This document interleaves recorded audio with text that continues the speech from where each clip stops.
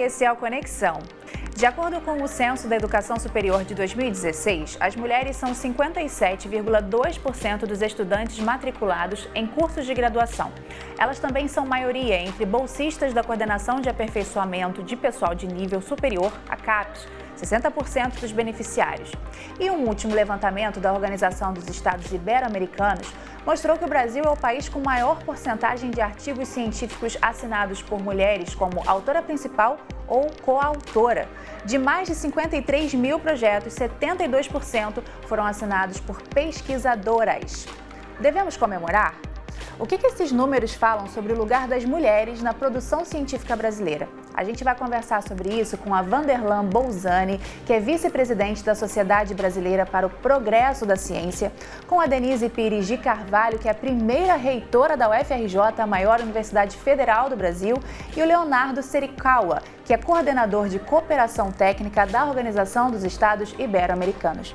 Muito feliz de receber todos vocês aqui, muito obrigada por participarem com a gente. Eu queria, durante o programa a gente vai falar bastante sobre a pesquisa com o Leonardo e aí vocês vão me mostrando o que tem no chão da faculdade, tá bom?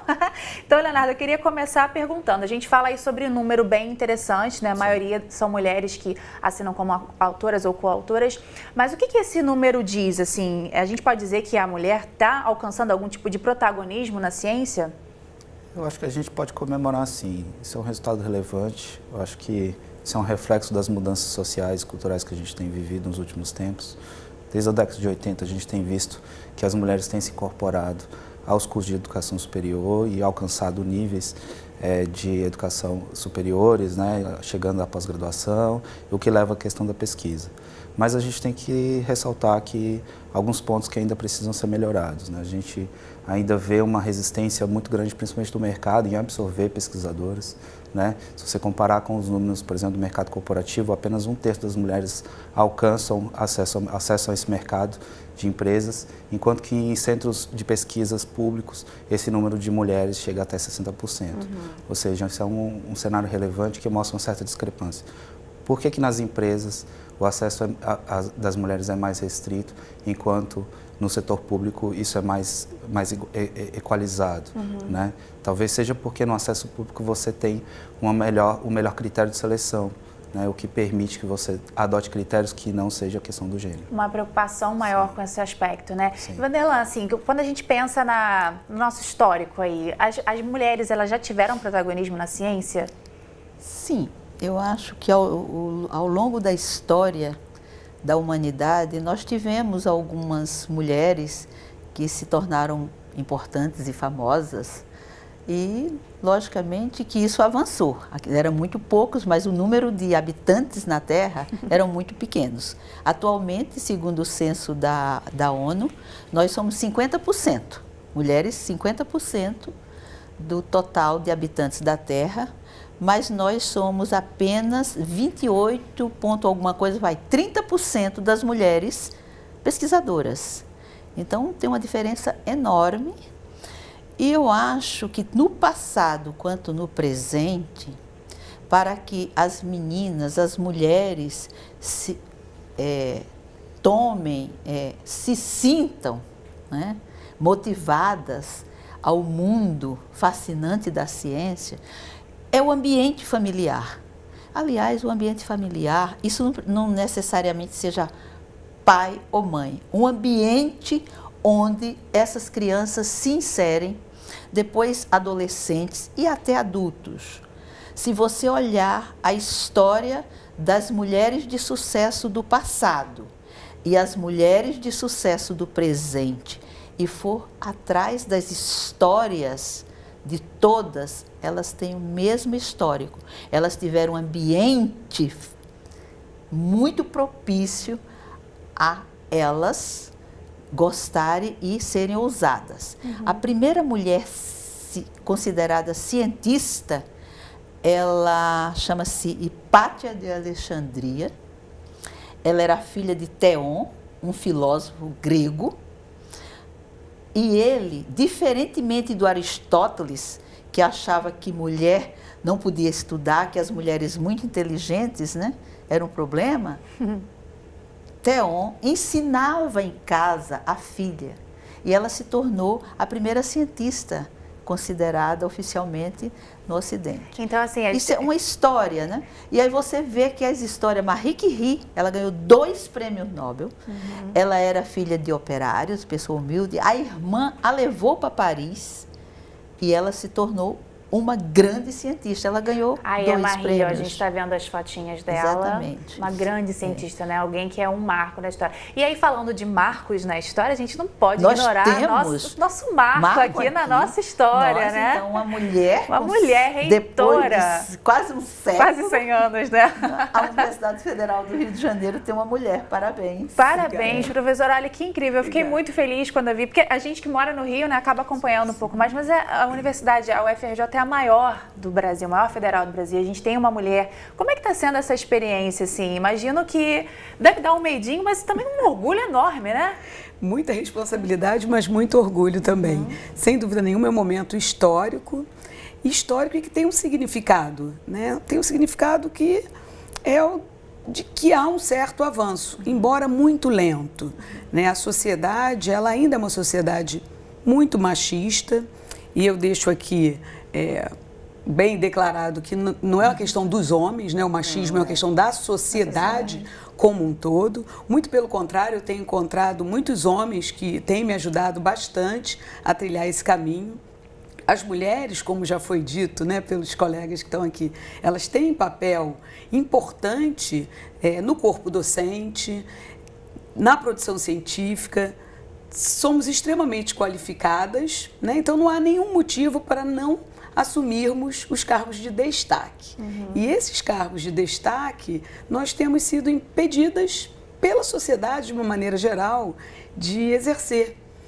Mas isso está mudando. Eu acho que é óbvio que toda mudança, né, ela requer que a sociedade se adapte.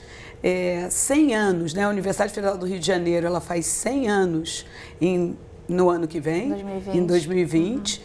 Nós temos, pela primeira vez na UFRJ, uma diretora da Escola Politécnica que tem mais de 200 anos. Então, há uma mudança, né? A diretora da Politécnica da USP é a primeira mulher diretora também. Então, nós vemos que a sociedade brasileira, apesar de avançar lentamente, ela vem avançando. Um aspecto que chama atenção no estudo é sobre a questão relacionada à publicação, né, em revistas especializadas. Antes até de falar sobre o estudo, eu queria que você explicasse, Mandela, qual que é a importância de alguém ter um estudo publicado, assim, qual que é a diferença? Não, aí na universidade, né, é uma complicação, porque as universidades, você poderia ter universidades ao modelo americano, onde você tem os colleges, que são universidades que formam profissionais altamente capacitados, sem nenhuma preocupação com pesquisa, e tem as universidades de pesquisas, que são o cerne de um país desenvolvido, porque gera conhecimento, faz pesquisa de ponta, anda nos avanços atuais. Então, dentro desse universo, todas as nossas universidades são universidades de pesquisa. Então, com isso, a ascensão na carreira passa por você não apenas dar aula, mas você também ser um pesquisador. Ou seja, você ir atrás de ter projetos, ter alunos em todos os níveis e, com isso, você fazer a sua pesquisa e publicar os resultados da pesquisa, que é a coisa mais importante, principalmente para nós que ocupamos o mundo aqui, vamos dizer, em desenvolvimento. Né? Nós temos que provar para o mundo que nós somos bons. E uma maneira de você provar que nós somos bons e competitivos é ter produtividade acadêmica. Isso significa publicar em bons jornais. Né? Publicar em bons jornais hoje é uma tarefa extremamente complexa e difícil, porque é uma competição enorme. E, mais uma vez, não só na questão da economia, mas na questão do conhecimento, nós temos um grande competidor, a China.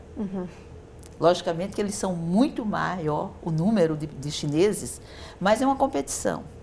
Então, você tem que publicar bem, significa enviar artigos para revistas de alto impacto, São pouquíssimos os trabalhos feitos por brasileiros que passam nesse crivo e também não basta apenas publicar, você tem que publicar conhecimento e pesquisa que gere a curiosidade mundial e que façam com que as pessoas citem seus trabalhos. Esse desafio então, deve esse ser desafio enorme. é enorme. Logicamente que algumas áreas são muito mais fáceis, outras não, mas ao longo do avanço do conhecimento recente deste país, o Brasil avançou muito em algumas áreas. Pesquisadores das áreas médicas, das áreas físicas, biológicas, a química um tanto, mas a química ela é muito competitiva mundialmente, tem muita gente boa, mas nas áreas das biológicas, das médicas, tem trabalhos maravilhosos e despontam. Nós temos, eu falei de mulheres só estrangeiras, nesse avanço, nós temos uma mulher neste país que ela deveria ter sido prêmio Nobel. Ela chama-se Joana d'Oberheim. Ela estudou todo o ciclo de fixação de nitrogênio nas leguminosas. O trabalho dela, hoje, é resultado de nós termos uma soja que o país tem o seu equilíbrio econômico baseado no agronegócio, exportar soja. A soja exportada de altíssimo nível de conhecimento que chegou para se fazer essa soja, deve ser uma pessoa chamada Joana d'Oberheim, era uma bióloga. E Leonardo, então, isso é uma coisa fascinante. Olha que exemplo maravilhoso, né? Assim, quando vocês avaliaram essas publicações, as mulheres, como que as mulheres aparecem? Elas também são maioria quando o assunto é publicação em revista especializada? Sim, o estudo do Observatório Ibero-Americano mostrou que 72% dos artigos publicados hoje tem pelo menos uma coautora mulher. Isso é um dado relevante porque a gente mostra um reflexo, na verdade, de uma mudança de políticas públicas que permite um maior acesso da mulher, principalmente à educação superior. Em algumas áreas, por exemplo, áreas das ciências, né, áreas da física, da química, o número de mulheres ainda é pequeno, o que precisa ser estimulado. Né? Outras áreas, como as ciências sociais, a educação, você já vê uma presença maior de mulheres, mas isso já é uma questão muito mais histórica. Mulheres tendem a ir para um ensino de licenciatura, para um ensino voltado para a docência. O que no Brasil ele acaba prejudicando outras áreas, né? Se você trabalha desde do ensino básico, competências na área de ciência, para estimular que as meninas se interessem por ciência, é provável que no futuro próximo você tenha mais pesquisadoras mulheres. E esse número tende a aumentar.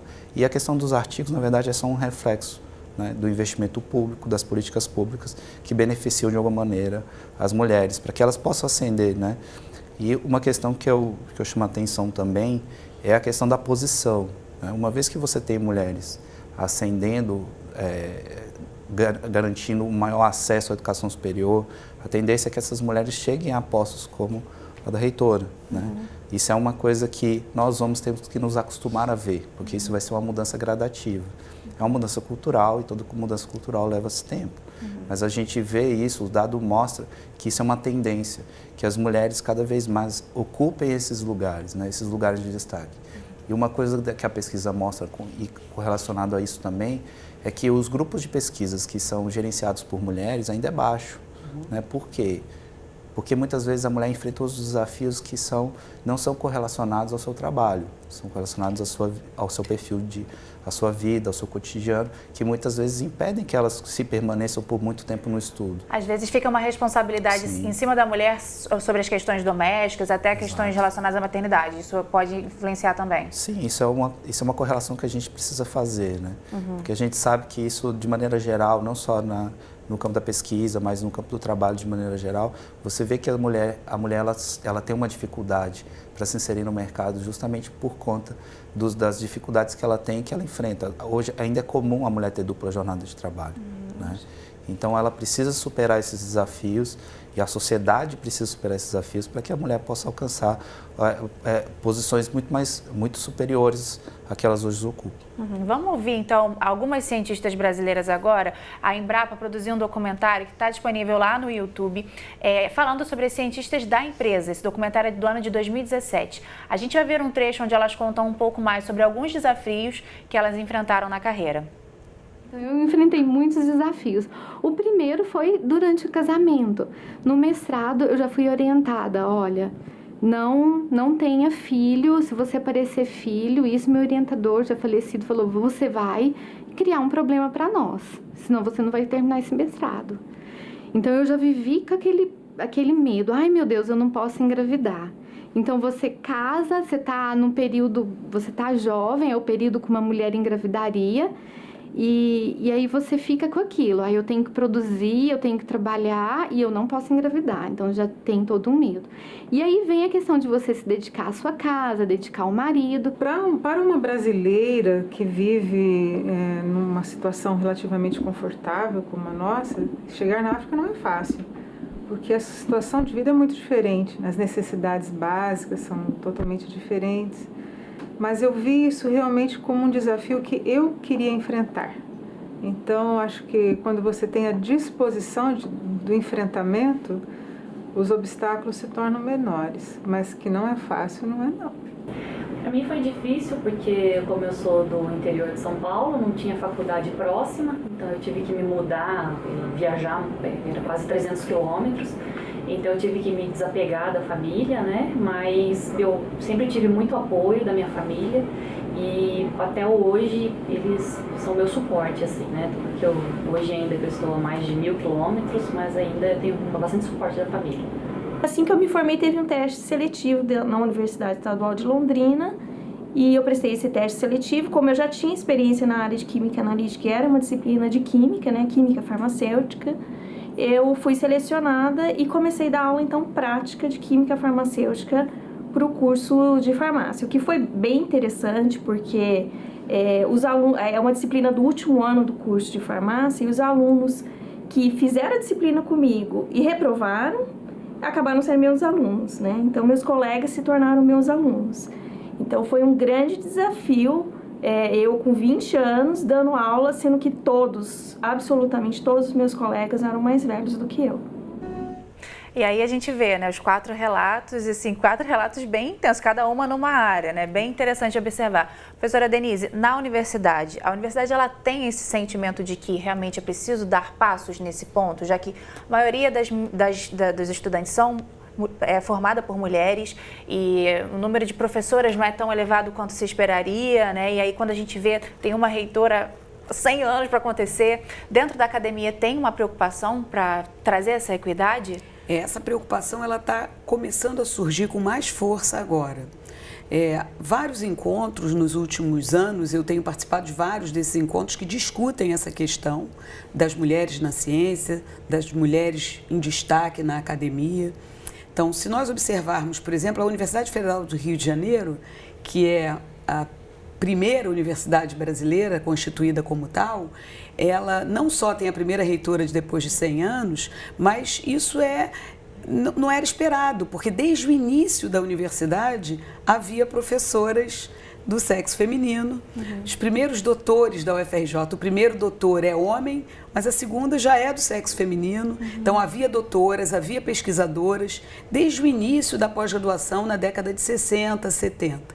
Então várias dessas professoras se tornaram coordenadoras de graduação, de pós-graduação. Então há efetivamente um filtro para os cargos mais elevados, né? Como existe no CNPq, quando a gente observa, mais de 56% das bolsas de iniciação científica é de meninas, de estudantes do sexo feminino.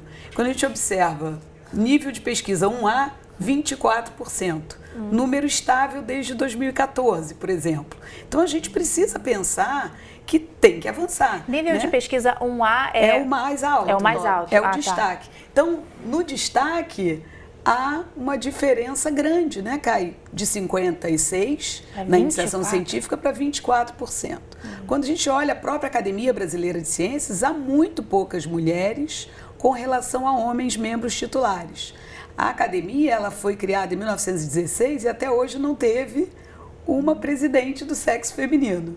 Então, veja que muito há para avançar, não só na universidade, mas na sociedade científica como um todo. A gente já falou aqui sobre a importância da família. A gente está chegando já ao final do programa. Eu queria ouvir a opinião de vocês. Além da gente ter essa família, a gente ter essa questão dos brinquedos com as crianças na escola, né? Não vamos reprimir aquela criança. O que mais precisa ser feito para que essa ascensão da mulher seja igual, que as possibilidades de ascensão da mulher sejam iguais entre homens e mulheres? Queria começar com a Vanderlan. Eu acho que isso passa também por uma questão de Estado. Eu acho que políticas públicas, você fala? Políticas públicas. As coisas mais importantes que tem para você qualificar ou educar homens e mulheres, e aí eu coloco todos juntos, é passando por políticas públicas, principalmente em países como o nosso, que tem uma cultura ainda patriarcal, meia colonial e muito conservadora. Então, nesse ambiente, você ter políticas públicas que incentivem desde a escola, as praças públicas. Se você vai para Boston, lá no ambiente de Harvard, no sábado e no domingo, principalmente no sábado, naquelas praças, elas estão lotadas de crianças e lotadas de pessoas da universidade fazendo jogos, as crianças pintando, fazendo uma série de atividades. E ali estão meninos e meninas. Mas na hora que você coloca, desde a formação, quando são crianças, meninos e meninas juntos, trabalhando juntos, brincando juntos, mostrando que eles são os atores principais do planeta, da Terra, da sociedade, certamente eles vão ter um olhar muito diferente no futuro. Eu acho que o futuro será assim. Por aí, a escola do meu netinho, logicamente que ela é as famosas escolas de elite. Desculpa, e aí, por isso que a importância da escola pública. Desculpa até interromper, porque eu queria também ouvir a opinião do Leonardo sobre isso. Você concorda com a questão relacionada a políticas públicas? Há mais o que fazer para garantir a equidade, Leonardo? Concordo plenamente. Acho que a política é um dos vieses que a gente tem que trabalhar, né? Mas a gente também tem que trabalhar no aspecto da escola. Né? Você tem que trabalhar no âmbito do currículo, da educação básica, e também da questão das estratégias pedagógicas para que você possa trabalhar essas competências e o interesse das crianças e das meninas pela ciência, né? Então, acho que esse estímulo também pode ser iniciado na família, né? Você quebrar alguns paradigmas, algumas barreiras que são impostas desde a família, desde a primeira infância, que menina não pode brincar ter brincadeiras de menino e vice-versa. Isso é um impedimento que, na verdade, depois você vai ter que colher. Então, se você trabalha essa abertura desde a criança, que a criança pode acessar diferentes tipos de conhecimento e depois ela trabalhar isso na escola com o apoio pedagógico dos professores, né, da coordenação, você vai ver o reflexo mais adiante. Você vai ver que as meninas vão ingressar nesse mundo científico de uma maneira muito mais suave, muito mais natural do que é hoje. Vai ser naturalizado. E é isso, né, professora? Na sua opinião, o que você acha assim, que a gente precisa fazer para furar esse bloqueio? Não, sem dúvida nenhuma, as políticas públicas são importantes. Primeiro é diagnosticar. Então, está claro, o diagnóstico está feito, não há tão almejada igualdade de gêneros, ela não existe. O que fazer para que ela aconteça no futuro o mais próximo possível? Lá na universidade, por exemplo, a nossa equipe, a equipe que a gente montou, é talvez pela primeira vez igualitária. A gente tem um número de pró-reitores do sexo feminino e masculino muito semelhante. Na verdade, com predominância feminina, por acaso, dessa vez, porque é um número ímpar.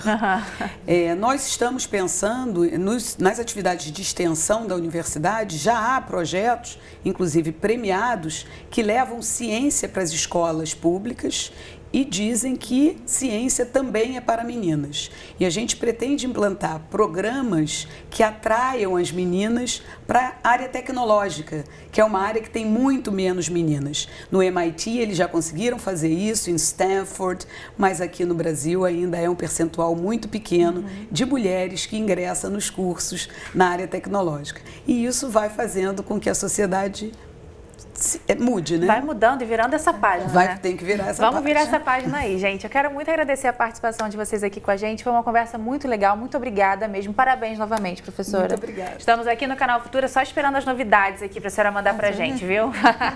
A você de casa, obrigada pela sua companhia. Se você quiser rever essa e outras entrevistas, é só acessar o futuraplay.org. Um beijo e até a próxima.